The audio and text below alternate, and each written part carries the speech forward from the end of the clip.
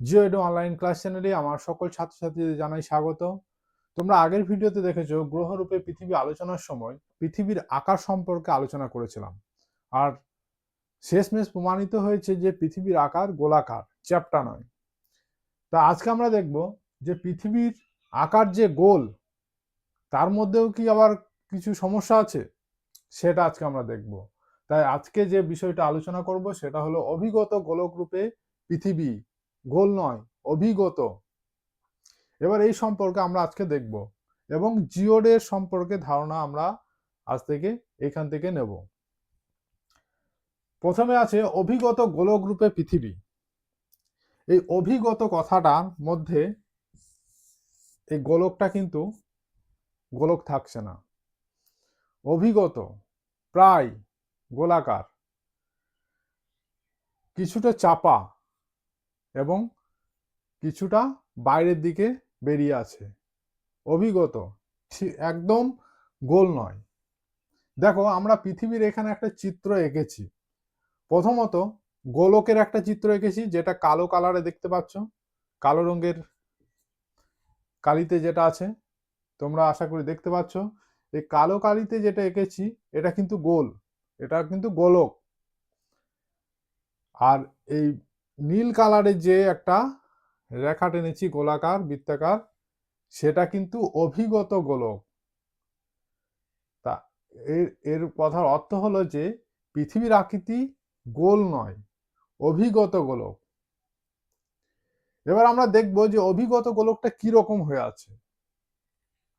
আমরা এই চিত্র থেকে দেখতে পাচ্ছি যে এটা যদি নর্থ হয়, অর্থাৎ উত্তর হয়, উত্তর, এবং এটা দক্ষিণ, এটা পূর্ব, এবং এটা পশ্চিম। এই অনুযায়ী দেখা যাচ্ছে যে উত্তর দিকের যে কালো কালারের বৃত্তাকার রেখাটা আছে তার থেকে একটু নিচে আছে। ঠিক আবার দক্ষিণ দিকে একই রকম কালো কালারের ভিতরে আছে। আবার পূর্ব এবং পশ্চিমে কালো কালারের যে রেখা আছে, বৃত্তাকার রেখা, তার থেকে কিন্তু বেরিয়ে আছে। এই যে নীল কালারের আমি বৃত্তটা এঁকেছি, এটা হলো পৃথিবীর আকৃতি এইরকম। কালো কালারের যে আকৃতি সেরকম নয়, তাই বলা হচ্ছে যে অভিগত গোলক রূপে পৃথিবী। এবার আমরা দেখতে পাচ্ছি এটা কিভাবে আমরা প্রমাণ পাচ্ছি, যে এই বৃত্তের একটা বৃত্তের ব্যাস সব দিকেই সমান থাকবে, ব্যাসার্ধ যেটা, ব্যাসটাও যদি বলি তাহলেও সব দিকেই সমান হবে একটা বৃত্তের। কিন্তু আমরা পৃথিবীর যখন গোল বলছি এবং তার বৃত্ত হিসাবে ধরে যখন দেখতে যাচ্ছি, তখন দেখা যাচ্ছে না, সব দিকে ব্যাসার্ধ বা ব্যাস সমান নয়। কিরকম আছে? পূর্ব পশ্চিমে, পূর্ব পশ্চিমে এর ব্যাস হচ্ছে 12,757 কিলোমিটার। পূর্ব পশ্চিমে 12,757 কিলোমিটার এর ব্যাস। আবার উত্তর দক্ষিণে ব্যাস দেখতে যাচ্ছি, তখন দেখতে পাচ্ছি যে 12,714 কিলোমিটার।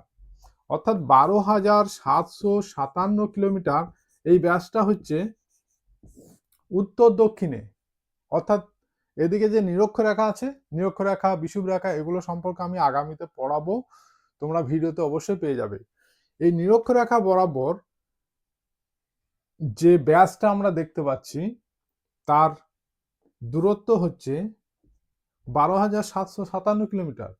আর এই মেরু ব্যাস, অর্থাৎ উত্তর মেরু এবং দক্ষিণ মেরু মাঝ বরাবর যে ব্যাস, সেটা হচ্ছে 12,714 কিলোমিটার।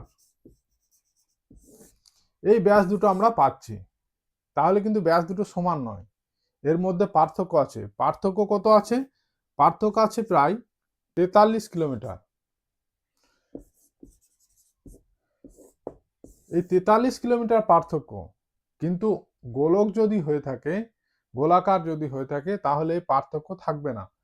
যদি তাহলে 12,757 হলে চারিদিকেই 12,757 হতো, আবার 12,714 হলে চারিদিকে 12,714 হতো।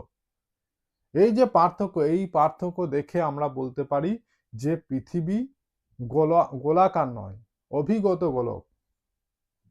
ঠিক আছে, আশা করি এইটুকু বুঝতে পারলে। এবার আসি আমরা, এই যে অভিগত গোলক হয়েছে, মাঝখানের এই অংশটা আমরা দেখতে পাচ্ছি যে এটা চওড়া। আমি একটা গ্লোব দেখাচ্ছি, গ্লোব দেখালে একটা ধারণা পাবে এবং বলতে সুবিধা হবে। দেখো এই গ্লোবটা দেখো, লক্ষ্য করো, এটা পৃথিবী একটা রূপ দেওয়া হয়েছে, যেখানে প্রত্যেকটি দেশ দেখানো হয়েছে, দেশ, মহাদেশ, মহাসমুদ্র সবকিছু দেখানো হয়েছে। ঠিক আছে, এটা হলো একটা পৃথিবী, কিন্তু এটা গোল, কিন্তু পৃথিবীর আকৃতি কিন্তু এরকম নয়, অভিগত গোল। কিরকম? আমরা দেখতে পাচ্ছি যে এই উত্তর অক্ষাংশ, এই উত্তর মেরুটা এবং দক্ষিণ মেরুটা বসে থাকবে একটু চাপা, এবং মাঝখানে যে অংশটা, এই যে অংশটা, এটা নিরক্ষীয় অঞ্চল, নিরক্ষ রেখা আছে, এটা এই অংশ বরাবর এটা কিন্তু সবচেয়ে কেন্দ্র থেকে দূরত্ব বেশি, অর্থাৎ এর ব্যাস সবচেয়ে বেশি, যেটা আমি দেখালাম যে 12,757 কিলোমিটার। ঠিক আছে, এবার এই যে মাঝখানটা এত স্ফীত হওয়ার কারণ, উপর দিকে চাপা এবং মাঝখানটা এত স্ফীত হওয়ার কারণটা আমি বলবো। কারণটা এবার দেখো, দুটো কারণে হচ্ছে। প্রথমত, একটা হচ্ছে সেন্ট্রিফিউগাল ফোর্স, আর একটা হচ্ছে সেন্ট্রিপিটাল ফোর্স। একটা কেন্দ্রমুখী ফোর্স আর একটা হচ্ছে কেন্দ্র বহির্মুখী ফোর্স। আমরা জানি পৃথিবী পশ্চিম থেকে পূর্ব দিকে অনবরত ঘুরছে, প্রচন্ড স্পিডে ঘুরছে। পৃথিবী সৃষ্টির সময় ঠিক একই রকম ভাবেই ঘুরছিল। এবার একটা ঘুরন্ত, অর্থাৎ ঘুরছে যে বস্তু, তার মধ্যে একটা শক্তি থাকে। তোমরা নাগরদোলা দেখেছো, সেখানে দেখবে যে চক্রাকারে ঘুরে, কিন্তু কোনো কারণবশত যে নাগরদোলা যদি একটা পার্ট যদি খুলে যায়, তাহলে সেটা ছিটকে বেরিয়ে যায়। তাহলে সেখানে একটা বহির্মুখী ফোর্স কাজ করছে, নাগরদোলাতে বহির্মুখী একটা ফোর্স কাজ করছে, যার ফলে কোনো কারণবশত কোনো অংশ খুলে গেলে সেটা বাইরে ছিটকে পড়বে। আর কেন্দ্রমুখী নাগরদোলাতে কি ফোর্স দেওয়া আছে? সেখানে ফোর্স নেই কিছু, কিন্তু সেটার সঙ্গে একটা রড দেওয়া আছে কোনো একটা মিডিলে, যে কানেকশন করা আছে। ঠিক পৃথিবী যখন ঘুরছে, তখন এর সবসময় বাইরের দিকে একটা ফোর্স কাজ করছে, বহির্মুখী ফোর্স, বহির্মুখী শক্তি, যার ফলে পৃথিবীর এই অংশগুলো বাইরে বেরিয়ে যাওয়ার চেষ্টা করছে, কিন্তু বেরোতে পারছে না। তার কারণ আছে, তার কারণ হচ্ছে কেন্দ্রমুখী বল, যেটা অভিকর্ষীয় বল। সে অভিকর্ষীয় বল এবং কেন্দ্রমুখী বল এবং বহির্মুখী বলের সংমিশ্রণের ফলে দেখা যাচ্ছে পৃথিবীর এই অংশগুলো, অর্থাৎ জল, স্থল যেগুলো আছে, সেগুলো বাইরে বেরিয়ে না গিয়ে একটু চাপা হয়ে গেছে, দুই দিক চাপা, এই দুই দিক চাপা হয়ে গেছে, তার ফল মাঝখানটা চওড়া হয়ে গেছে। আশা করি বুঝাতে পারলাম। তাহলে সেন্ট্রিফিউগাল ফোর্স এবং সেন্ট্রিপিটাল ফোর্স, কেন্দ্রমুখী এবং কেন্দ্র বহির্মুখী শক্তির জন্য পৃথিবীর এই মাঝখানের অংশটা চাপা হয়েছে, এবং মাঝখানের অংশটা স্ফীত হয়েছে এবং দুই মেরু অঞ্চল চাপা হয়ে গেছে। আশা করি এই অংশটা বুঝাতে পারলাম। যে জিওড কথাটা কিভাবে এলো, প্রথমে আমরা দেখলাম পৃথিবী আকৃতি গোল, তারপরে দেখলাম না, পৃথিবী আকৃতি অভিগত গোল। এবার আমরা আসছি জিওড তত্ত্বে। জিওডটা কি? জিওড কথাটি অর্থ আমি পরে বলছি, তার আগে বলি জিওড কথাটি গ্রিক শব্দ GEOEIDES, জিওডিস, এই শব্দ থেকে জিওড শব্দটা এসছে, এই শব্দটা। এবার এই জিওড শব্দটা অর্থ কি? জিওড শব্দটা অর্থ হচ্ছে পৃথিবীর আকারটাকে বোঝানোর জন্য। পৃথিবীর আকার আমরা বলি গোলাকার, কখনো বলছি অভিগত গোলক, কিন্তু না, পৃথিবীর আকার বোঝানোর জন্য আমরা জিওড শব্দটা ব্যবহার করি। তার কারণ জিওড শব্দের অর্থ হচ্ছে পৃথিবীর আকার পৃথিবীর মতো, একে কাউকে দিয়ে তুলনা করা যাবে না। কেননা পৃথিবীতে এমন এমন অঞ্চল আছে, জায়গা আছে যেগুলো উচ্চতা অনেক বেশি, আবার কিছু কিছু অঞ্চল আছে যেখানে উচ্চতা অনেক কম। যেমন মাউন্ট এভারেস্টের উচ্চতা 8,848 মিটার, উচ্চতম শৃঙ্গ। ঠিক অপরদিকে আবার মারিয়ানা খাত 11,000, প্রায় 11,000 মিটার, প্রায় উচ্চতা 11,033 মিটার উচ্চতা। তাহলে এবার আমরা কি করে বলতে পারি যে পৃথিবীর আকার গোলাকার?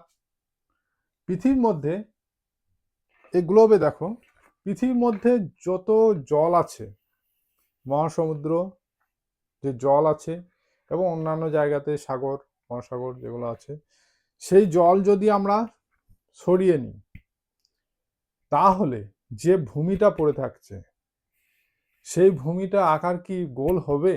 কোনো দিন হবে না। তার কারণ এই ধরনের যে খাতগুলো আছে তার গভীরতা অনেক। তাহলে পৃথিবীকে একটা এবড়ো খেবড়ো এরকম একটা দেখাবে। এখানে দেখো বৃত্ত এঁকেছি একটা কালো কালারের, আর লাল কালারে যে পেনটা আমি এঁকেছি, তাহলে পৃথিবী এইরকম দেখাবে, এবড়ো খেবড়ো দেখাবে। পৃথিবীর আকার কিন্তু গোল দেখাবে না। আর এই গোল দেখাবে না বলেই বলা হয়েছে পৃথিবীকে জিওডের মতো দেখতে। পৃথিবীর আকার কারোর সঙ্গে তুলনীয় নয়। পৃথিবীর আকার পৃথিবীর মতো, কমলা লেবুর মতো বললেও হয় না। কমলা লেবু ঠিক আছে, উপর দিকটা চাপা, নিচের দিকটা চাপা, কিন্তু অরিজিনালি পৃথিবীর আকার পৃথিবীর মতো, তাই একে বলা হয় জিওড। আশা করি এই ভিডিওতে আমি পৃথিবীর আকার সম্পর্কে ধারণা দিতে পারলাম।